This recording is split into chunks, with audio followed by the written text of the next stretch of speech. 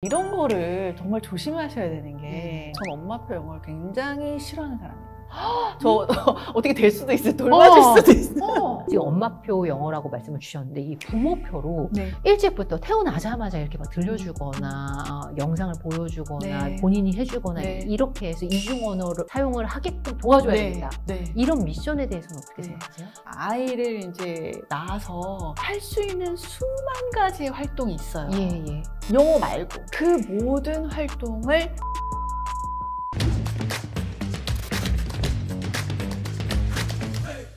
여러분, 우리 아이가요, 한국어 못지않게 영어도 좀 잘했으면 좋겠다. 이런 바람 때문에 요즘 이중언어에 대한 관심도가 굉장히 높습니다. 이중언어에 관해서는 언어가 좀 늦어지는 건 아닐까? 한국어가 약해지진 않을까? 이런 걱정도 따라오는 것이 사실이죠. 오늘은 이중언어의 권위자와 함께 이중언어에 대한 진실 혹은 거짓, 올바른 접근법까지 알아볼게요. 네, 안녕하세요. 이화여자대학교의 임동선입니다. 저는 이화여대 아동언어연구실의 책임 연구자로 대학원생들과 함께 오랫동안 연구해온 학자고요. ICA 랩에서 아이들을 직접 만나고 부모 상담도 하고 전문가 교육을 하는 사람입니다. 요즘에 한국어와 영어를 그렇게 하고 싶어 하시는 분들이 많잖아요. 그렇죠.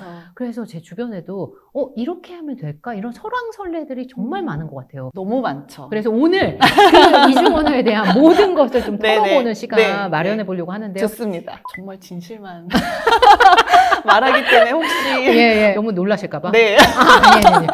아니. 진실만 말합니다. 이미 근데 놀란 포인트는 다른 포인트가 있어요. 이미 딱 네. 화면 보시자마자 네. 교수님이요 너무 아름다우시다 이런 말씀들 지금 하는 게 전 들리거든요, 교수님. 제가 만난 분 중에 가장 육각형 인재시잖아요. 네. 그 육각형의 꼭지에 무엇이 주제어로 외모. 교수님은 진짜 진실만 말씀하시기 때문에 그런 부분을 좀 나눠보도록 하겠습니다. 제가 교수님 연구도 좀 살펴보고 있는데 이런 부분이 또 저는 궁금하더라고요. 첫 번째로 이중언어 환경이 아이의 언어 발달을 혼란스럽게 한다라는 인식들이 있는데 교수님은 어떻게 생각하세요? 사실 그 질문에는 이유가 있습니다. 가장 첫 번째가 뭐냐면 코드 스위칭이라고 언어를 이제 혼돈해서 코드 스위칭의 조작적 정의는 마침표를 찍기 전에 하나의 언어가 아닌 두 언어를 어쨌건 이제 섞어서 쓰는 거죠. 근데 그것은 꼭 어휘의 단위뿐만이 아니라 발음적인 면이 될 수도 있어요. 저희 쪽에서는 의문인 거죠.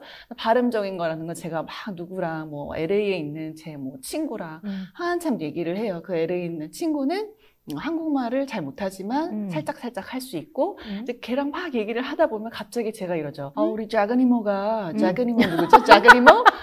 그렇게 하다 보면 동화가 되는 거죠. 누구에게?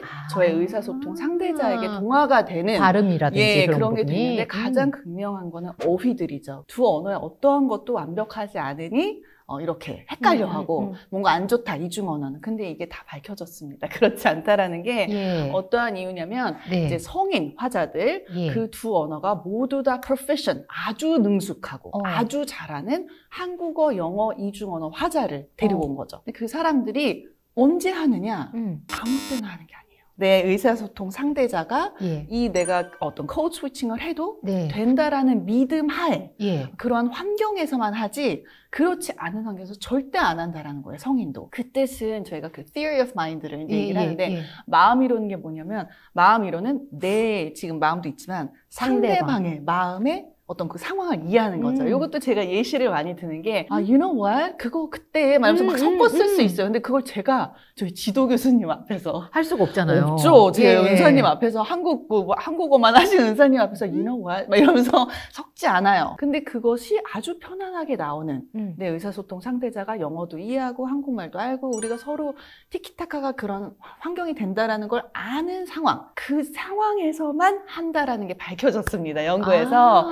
그래서 두 언어가 뭔가 부족하고 두 언어가 뭔가 헷갈려서 코드 스위칭을 하는 게 아니구나는 아까 성인으로 증명이 된 거죠. 성인은 그런 사람이 아니었으니까 이제는 그런 얘기는 하지 않습니다. 이중어를 쓴다고 혼란이 아니다. 이런 부분은. 그리고 그거 말고도 사실은 다양한 심튼들이 있어요. 처음에 두 번째 언어에 이제 노출이 되면 아까 같은 코드 스위칭도 할 수 있고 한묵증 시기, 약간 silent period. 어떤 모든 아이들이 그렇지 않지만 완벽성 기질이 좀 있고 조금 완벽하게 이렇게 소심해서 저게 다 될 때까지 제가 기다리는 아이들, 내가 틀리던지 말던지 막 이렇게 하는 아이들은 막 틀리면서 말을 하는데 안 그런 아이들은 사일런트 피리드를 좀 거쳐요. 그러다 보니까 좀 뭔가 이상한데? 언어 뭐 지어놓은 거 아니야? 이제 이런 것들. 한국어는 요 뭐 이렇게 붙이죠. 이렇게 존댓말 할 때 그렇죠. 뭐 하는데 네. 영어에는 그런 게 없습니다. 네. 그러니까 저희가 존대어가 없는데 한국어에는 문법을 영어에다 갖다가 막 붙이는 맞아요. 거예요. 그런 현상들을 나타내는데 아주 자연스러운 흔히 나타나는 현상이고 예. 그거는 6개월 이상이 넘어가지 않아요. 그래요? 6개월 이상 하고 있다. 그럼 그건 조금 이상한 거죠. 그래요. 걱정해봐야 되는 네, 건가요? 그렇죠. 그리고 어쨌건 그런 심텀들 때문에 사람들이 약간 뭐가 안 좋은 거 아니야? 이중언어는 나쁜 거 아니야? 네네. 헷갈리는 거 아니야? 라는 잘못된 믿음을 갖고 있습니다. 요즘 에 이중언어, 바이링걸 이런 얘기가 계속 나오는데 교수님이 정의하는 이중언어는 뭔가요? 인간이 언어를 사용하는 이유는 의사소통을 하기 위한 그냥 수단이에요. 도구에 불과해요. 두 언어가 필요한 아이? 그러니까 자신이 성장하는데 매일매일 살아나가는데 가정에선 이러한 언어가 필요하고 또는 뭐 학교에서는 다른 언어가 필요할 수도 있고요. 그러니까 그 두 언어를 잘하던 못하던 또는 아동이 언어 지연이 있는 아동일 수도 있고요. 뭐 그렇죠. 다른 여러 가지 어려움이 있을 수 있죠. 그런 아이들도 그 두 언어가 필요하면 그 아동은 이중 언어 아동입니다. 저희가 이중 언어를 age and proficiency, 즉 연령 그리고 능숙도를 굉장히 중요하게 여겨요. 근데 그것이 중요한 어떤 이중언어 아이를 설명하는 요인이지만 정의를 내리는 팩터는 아니다. 그냥 필요하면 왜 저희가 언어가 필요한 인간인 것처럼 두 언어가 필요하면 이중언어다.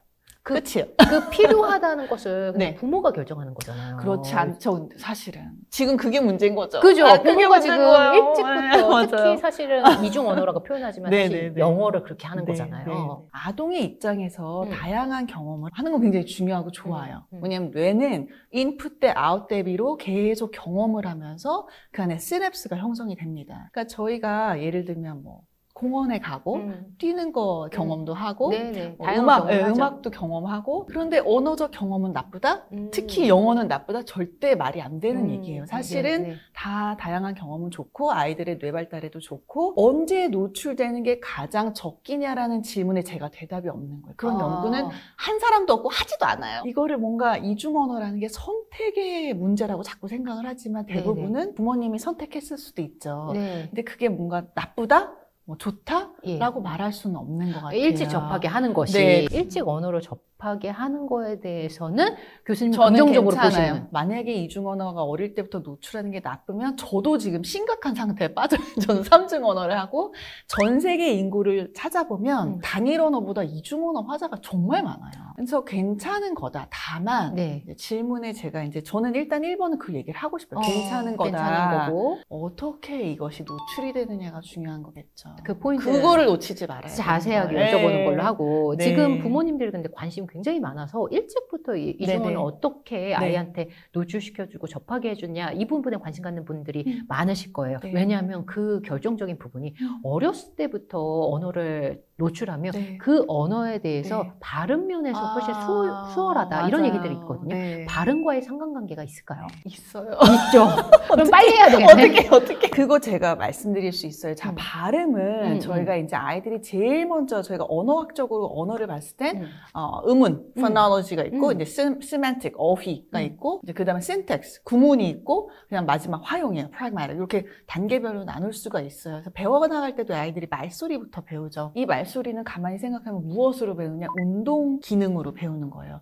혀의 위치, 입술을 뭐 벌리냐, 뭐 구강 구조를 어떻게 움직이나 이제 저희 뇌가 명령을 내려서 습득의 과정을 거칩니다. 저희가 이제 조금 어려운 말로 하면 절차적 학습이라는 게 있어요. 이제 procedural learning이라 해서 절차적 학습은 뭐냐? 그러니까 하루 안에 빵 하고 배우는 게 아니라 쌓이고 겹겹이 쌓이고 오늘 한 번에 배울 수 없잖아요. 맞아요. 그렇게 해서 그 발음이라는 게 운동 능력이에요. 뭐 연필을 쥐는 것도 그렇고 이것도. 젓가락도 그렇고 제가 설명을 자전거 타기 이제 이런 걸 절차적 학습이라는 어떤 뇌의 어떤 기능으로 학습을 하는데 그렇게 습득을 한 것은 사실 잘 잊어버리지가 않아요. 제가 농담으로 너희가 100년 동안 냉동인간으로 들어갔다 나와도 젓가락질을 했거나 자전거를 탔던 사람들은 다시 탈 수 있다. 다만 저희가 어휘를 기억하고 이런 건 다 까먹죠. 발음만 봤을 때는 확실히 어릴 때 하는 것이 그래도 조금 도움이 되지 않을까. 뭐 이런 거는 연구적으로나 여러 가지 이제 뇌의 어떤 메커니즘을 봤을 때 학자로서 말씀을 드릴 수 있는 거예요. 그러나 언어는 아까 말씀드렸듯이 어휘도 있고 뭐 구문도 있고 뭐 다양한 게 있는데 가장 필요한 이유는 언어라는 건 상대방이 이렇게 말씀을 하시면 그렇죠. 네. 이해를 일단 해야 되고 그냥 이해가 아니라 정확히 이해를 해야겠죠. 그러니까 뭐 지시 따르기를 해야 되면 following direction이죠. 뭐라고 지시를 내리면 그걸 정확히 따를 수 있어야 되고 하다못해 선생님이 뭐라고 설명을 하면 쫙 실시간으로 이해할 수 있는 능력. 근데 그 다음은 사실 표현이죠. 그게 더 어려운 단계예요. 인지 능력에서는. 표현에서는 무엇을 해야죠? 이야기 문법에 맞춰서 그걸 조금 더 쉽게 말하면 기승전결, 조금 더 쉽게 말하면 이야기의 응집력이 있어야죠. 담화에. 제가 여기서 말하는데 막 두서없이 그래도 안 되잖아요. 나름 논리가 있어야 되고 그것이 이야기 문법이라고 저희는 얘기를 해요. 그러니까 뭐 배경이 있고 인물이 있고 어떤 사건이 발단이 됐는데 그거를 뭐 해결하기 위한 어떤 목적과 시도가 있고 결과가 있고 결론이 있다. 근데 그 표현력 안에는 사고력이 있는 거죠. 이 아이가 그걸 그냥 말할 수도 있지만, 그러니까 비판적으로 말을 할 수도 있어야 되고, 나는 그렇게 생각하지 않은데, 근데 왜? 그러면 이유가 있어야죠. 저희 논술처럼. 그게 있어야 되고, 그것뿐만이 아니라 또 창의적인 사고를 할 수도 있어요. 다 언어적으로 표현할 수 있어야 되죠. 근데 이것이 사실은 이해력과 표현이 굉장히 중요한데, 그것이 그냥 학습과 어떤 교육으로 되지 않는 것들이 있죠. 갑자기 생각나는데 EBS에서 했던 재밌는 연구였어요. 근데 그 반기문 UN 전 선생님이 굉장히 유명한 연설이 있어요. 실험을 한 거예요. 그래서 어머님들 다 앉혀놓으시고 그다음에 이제 좀 영어 진짜 그 잘하시는 막 인텔리전트 완전 그냥 네이티브 그 선생님들을 다 앉혀놓고 어머님들한테 여쭤본 거죠. 자, 어머님들의 자제분들이 저 정도 영어를 하면 어떨 것 같습니까? 그러면 모든 어머님들이 발음 때문에요? 정말요? 그러니까 누군지 모르고 일단 들었으니까 나는 저분 정도는 아니었으면 좋겠다 라고 얘기를 했어요. 그러면은 저분이 무슨 얘기를 했는지 알아는 들으셨냐가 사실 무슨 말인지 잘 못 그럴 수 있죠. 어머님들이 다 영어를 잘 하실 필요는 없으니까 못 알아들었다. 교사 선생님들, 우수한 선생님들한테 물어봤어요. 어떻게 생각하냐, 저 사람의 스피치에 대해서. 너무 좋았다. 하이 90, 95점 이상이다. 굉장히 클리어하고 뭐 자기가 표현하고 싶고 자기가 이야기하고 싶은 게 너무 명확했고 그 전달력, 호소력이 너무 완벽했다. 그리고서 나중에 그 실험이 끝나고 짜잔 하고 오픈을 한 거예요. 너무 놀랐을 것 같아요. 어머님들 표정이 약간 어마 죄진 것 같은. 그래서 거기에 차이는 뭐였을까요? 거기서 그러니까 부모님들이 발음만 들으신 거예요. 그거였어요. 그러니까 그냥 대충 들었을 때 그분이 언어의 한 면만 봤구나. 그렇죠. 그냥 딱 들었을 때도 막 굴러가는 발음은 아니니까. 그러니까 발음 그냥 대충 들었을 때 저희가 알잖아요. 샬랄라는 아닐 때는 어머님들이 저건 아닌데 아니겠지. 그렇지만 그분이 그 연설이 막 정말 대단한 연설로 꼽힐 만큼 좋은 연설이었고 그렇게 정말 논리 있게 호소력 있게 했던 그 익스프레션, 그렇죠? 표현력이었는데 그게 더 중요하다라는 거죠. 그 능력은 근데 구어 단계에서 충분히 부모님과 하실 수 있고, 왜냐면 부모님 다 언어 하실 수 있잖아요. 사고가 다 확장될 수 있는데 그런 부분들을 좀 놓치고 있는 것 같아요. 그래서 지금 말씀 주신 것처럼 두 언어를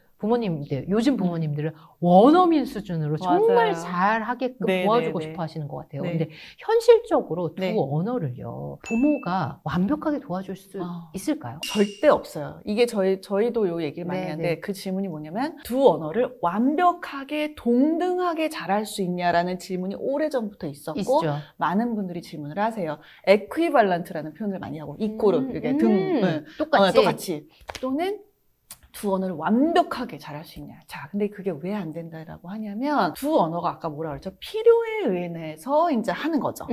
그 대상을 생각하셔야 돼요. 언제나. 두 언어가 필요해서 하는데 언어의 그 습득에 있어서 다양한 것들이 중요하겠지만 첫 번째는 컨텐트, 어떠한 내용으로 이제 하는가. 두 번째는 mode of communication이에요. 그러니까 어떠한 경로로 들어오는가. 내가 듣고 말하기만 하는가, 뭐 읽고 쓰기의 경로로 들어오는가, 아니면 오디토리로 들어오는가, 비주얼로 들어오는가. 뭐 읽고 쓰기는 비주얼이겠죠. 말하고 듣기는 오디토리겠죠? 그러니까 그 경로가 다르면 그 시냅스도 또 더 활성화가 되는 거예요. 세 번째는 communicative partner예요. 내 대상자가 어떠한 사람과 내가 또래 친구들이랑 티키타카 할 때 이 언어를 사용했냐. 그게 아니라 회사에서 사용해야 돼서 사용했냐. 이 세 가지로 인해서 그 언어가 계속 어떻게 보면 연습되고 계속 사용이 되는데 나 안에 내가 그 모든 상황이 두 언어로 다 사용되기는 AI 말고는 안 될 거예요. 네. 완벽까지는 네. 아니더라도 네. 어쨌든 원어민 수준으로 부모님들이 영어랑 한국어를 해주고 싶다는 네. 바람이 크기 때문에 일찍부터 태어나자마자 이렇게 막 들려주거나 영상을 보여주거나 네. 본인이 해주거나 네. 이렇게 해서 이중 언어를 사용을 하게끔 도와줘야 네. 되겠다. 네. 이런 미션에 대해서는 어떻게 네. 생각하세요? 저는 그래요. 굳이? 정말 굳이? 그렇게 간단하게? 왜 그럴까? 왜 그러한 활동을 할까? 우리 아이들을. 아니, 근데 교수님 지금 말씀해 주셨잖아요. 발음도 도움이 되고. 줄 수 있죠. 그런데 그거는 이제 언어적으로 봤을 때, 이제 영어든 불어든 어떠한 언어든 제2 언어를 얘기를 했을 때 하는 얘기고, 양육자가 자신의 아이를 이제 낳아서 할 수 있는 수만 가지의 활동이 있어요. 예. 영어 말고. 영어 말고 많겠죠 뭐. 어디 너무 많아요. 도서관 데려가기도 하고 그럼요. 소풍도 가야 가기 되고 전에는 많죠. 사실 집에서도 같이 깍꿍놀이도 해야 되고 네네. 같이 노래도 불러야 되고 그 모든 활동을 자신이 가장 잘하는 언어로 하셔야 합니다. 왜냐하면 이것도 제가 뇌발달이랑 네네. 직결된다고 말씀을 네네. 드리는 거예요. 뇌발달 얘기하기 전에 제가 부모님께 이제 아이를 이제 뭐 이렇게 낳기 전에 또 당연히 좋은 거 뭐 그게 태교죠. 뭐 좋은 걸 봐야 된다, 좋은 걸 먹어야 된다. 아이가 응애하고 태어났어요. 예를 들면 엄마들 젖 먹일 때 어떠한 누구도 뭐 이상한 걸 먹으면서 젖을 먹이지 않을 거예요. 그렇죠? 좋은 걸 해야 된다라고 부단히 노력을 많이 하세요. 굉장히 다양한 방면으로 아이의 뇌발달이 가장 중요해요, 사실은. 근데 그 뇌는 언어로 발달을 해요. 물론 아주 기본적인 인지가 필요하겠죠. 네네. 언어 습득을 하기 위해서. 하지만 그 언어로 그 다음 인지 발달이 됩니다. 그래서 언어가 또 너무 늦으면 인지까지 또 지연이 되어서 언어 발달이 되게 중요하고 이 뇌 발달은 언어로 되는 거예요. 그래서 아이들이 못 알아들어도 계속 저희가 우리 잘 잤어? 뭐 무슨 건 껐어? 막 애기들 낮잠 자고 이러면 걔가 알아들을 게 뭐야. 사실 못 알아들어도 그렇죠. 소통을 하죠. 네네. 아동 지향어예요. 그래서 아이를 향한 이런 말을 해주고 근데 그렇게 해서 아이의 뇌가 막 발달을 해요. 맘마 먹을까 할 때마다 이제 맘마가 오고 그러면서 그게 쌓이면서 아이가 맘마를 배우거든요. 네. 제가 이 예시를 많이 들어요. 저기 막 지금 날파리가 앉은 썩은 바나나가 있어요. 네. 바나나 좀 오래되면 썩잖아요. 네. 저 버리긴 아까우니까 아이한테 주자. 그런 사람은 이 세상에 없어요. 그게 정말 아까우면 그냥 내가 먹죠. 아니 우유랑 갈아 먹던지. 그리고 썩지 않은 맛있는 바나나를 아이를 주죠. 이유식할 때도 엄청 좋은 소고기 쓰잖아요. 그렇듯이 우리 아이의 뇌에 가장 좋은 음식은 양육자의 좋은, 가장 잘하는 언어인 거예요. 그런 이상한 broken English로 망가진 영어로 잘하지 못하는 영어를 막 배워서 아니 그럼 피아노도 배워서 쳐주시고 다 하시지. 네네. 그런 건 다 하잖아요. 맡겨서. 왜 영어를 굳이 그러면 배우셔서 하지? 부모가 영어를 잘하면 괜찮은가요, 교수님? 그것도 이제 중요한 거예요. 네네. 제가 아까 얘기했듯이 이게 잘한다라는 기준이 굉장히 어색해요. 모호하죠. 네, 예, 제가 예, 이제 예. 양육자들을 많이 만나고 심지어 뭐 주재원들도 많이 상담을 하지만 부모님들이 오셔서 자기 영어 되게 잘한대요. 근데 제가 속으로 생각해요. 못하거든요. 한국분은 예, 예. 아니셨어요. 근데 이제 그분이 나는 우리 아이한테 영어를 한다. 왜냐면 우리는 계속 주재원으로 돌아야 되고 이제 국제학교를 다녀야 되고 그러니 영어를 해야 된다. 만 5세 아동인데 거의 발화가 안 나오는 아이였어요. 그 아동이든 아니든 엄마가 가장 잘하고 건강한 언어, 아빠가 가장 잘하고 건강한 언어가 예. 뇌 발달에 가장 좋은 좋다. 거예요. 썩은 바나나를 잊지 마세요. 싱싱하고 건강한 거. 예, 우리 예, 아이의 예. 뇌에 가장 좋은 건 내가 가장 잘하는 걸 주면 돼요. 갑자기 목표로 바뀌었죠? 예. 제가 아까 처음에 뭐랬죠? 수단이고 네. 그냥 자연스럽게 습득하는 게 언어예요. 근데 필요로 인해서 내가 이게 필요하고 우리 엄마에게 나의 의사소통 의도를 전달해야 돼요. 응애응애 울죠. 왜? 기저귀가 젖었어요. 봤더니 안 젖은 거예요. 응애응애 또 울어요. 왜 그러지? 그러면 이제 어디가 아플 수도 있죠. 응애가 뭐냐면 수단이었던 거예요. 그 자신의 의사소통 의도를 전달하는. 네. 근데 이제 이게 사회적인 약속인 언어로 바뀌는 거죠. 내가 응애로는 다 전달이 안 되는구나를 아이가 알아요. 습득을 해내요. 그래서 필요로 인해서 나의 의도를 전달하고 조금 성장하면 저 사람의 의도를 전달받고 이해하기 위해서 언어를 해요. 그걸로 해야지 되는데 그게 이제 변질이 돼서 우리 아이를 영어를 가르쳐야겠다. 본인은 잘한다 그러는데 제가 아까 말씀드렸듯이 못하는 못해요. 못하고 계셨고 너무 죄송하지만 속으로 말했지만 요새는 이제 말해요. 저 얘기를 해요. 나는 이 정도 하는데 네. 내가 너라면 안 하겠다. 그러면 아이들 이 뇌발달 시기를 놓치기에는 좀 아쉽잖아요. 이때 부모가 직접 해주지 않으면 어떤 방법으로 도와줄 수 있어요? 사실은 그냥 자연스러운 환경에서 자신들이 선택했다라기보단 필요로 인해서 아이들이 이제 배워야 되는 환경이어야 되는 거죠. 배워야 되는 환경에 놓여야 된다. 놓여야 되는 애들이. 거죠. 근데 이거를 또 잘못 얘기하면 유학? 그러니까 거기다가 이제 막 가야 된다. 네네네네. 이제 가야 되고 영유 가서 배워라 하는데 어린 시기의 아이들은 언어를 습득합니다. 예. 학습은 아니에요. 습득과 학습은 매우 달라요. 습득은 자신이 무엇을 배우는지도 모르는 채 배우고 있는 과정을 말해요. 학습은 확실하게, 그러니까 학습자로 인해서 아동 입장에서 내가 저거를 배워야 되는구나. 뭔가 내가 기억하고 맞아요. 그걸 명시적 학습이라고 그러죠.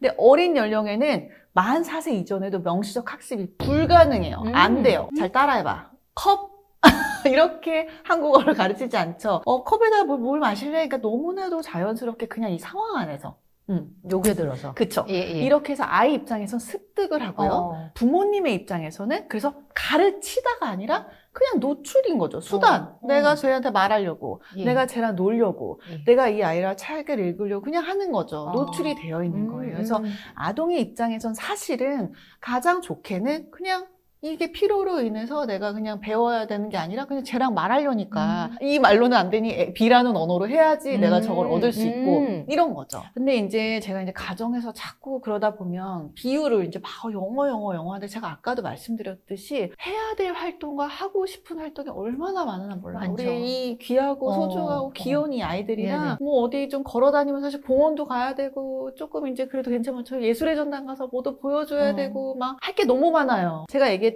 그래 영어도 좋은 거예요. 뇌 발달에 다양한 경험은 좋은데 아까 얘기한 다른 활동 정도처럼 그냥 편안하게 자연스럽게 해야지 이걸 자꾸 영어 시험이 있어서 잘 모르겠어요. 아니요. 더 다른 게 왜 그런지 아세요? 저도 사실 그분들의 마음을 좀 공감하는 게 왜 그러는 교수님은 거예요? 영어를 어느 정도 하시기 때문에 그런 거예요. 잘하고 싶어서.